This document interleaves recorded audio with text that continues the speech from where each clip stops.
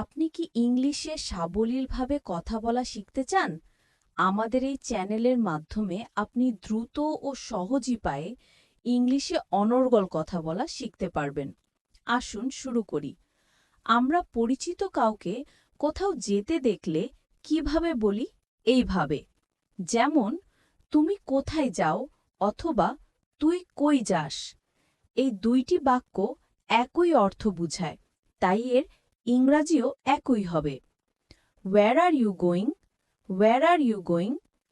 মাঝখানে একটা কথা বলি। আমি প্রথমবার বলার সময় মনোযোগ দিয়ে শুনুন এবং দ্বিতীয়বার বলার সময় আপনার নিজের মুখে উচ্চারণ করে বলার চেষ্টা করুন। অথবা আবার বলা যায়, তুমি কি কোথাও যাচ্ছ? এর ইংলিশ হল, are you going anywhere? Are you going anywhere? তারপরে বলা যায়, তুমি কি বাজারে যাও? এর English, are you going to the market? Are you going to the market?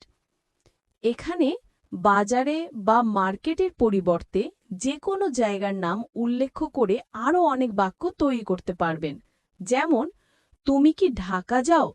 Are you going to Dhaka? Are you going to Dhaka? অথবা আরও একটু বাড়িয়ে বলতে পারেন, তুমি কি এখন ঢাকা যাচ্ছ? এর English, are you going to Dhaka now?